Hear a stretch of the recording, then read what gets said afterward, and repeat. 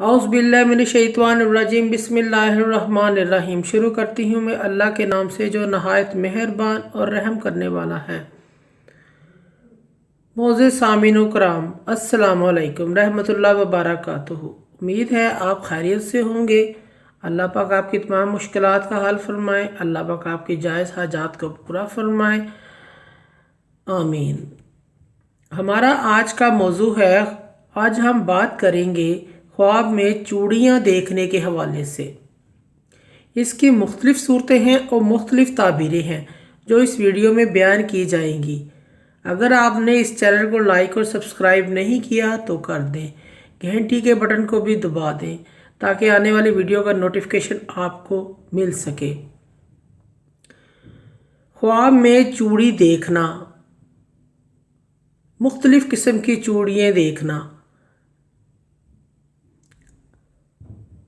या पहनना, अगर मर्द पहने गम और दुख और इज़्ज़त और मर्तबा में कमी और गिरने की अलामत है।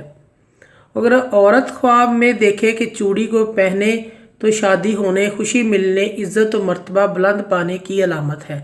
ख्वाब में दोनों हाथों में चूड़ियाँ पहनना माल और दौलत हासिल होने, औलाद मिलने, फ़ायदा पाने की अलामत है। ख्वाब में चूड़ियाँ ख़रीदना सलाहियत और बेहतरी पाने की अलामत है।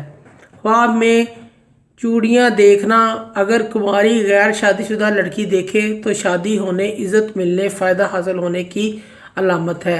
और अगर शादीशुदा औरत ये ख्वाब देखो तो औलाद होने, खामद से मोहब्बत बढ़ने और फ़ायदा हासिल होने की दलील है। ख्वाब में चूड़ियाँ किसी को देना खुशी मिलने की अलामत है या शादी होने की अलामत है। ख्वाब में चूड़ियाँ किसी से लेना फ़ायदा हासिल होने की अलामत है।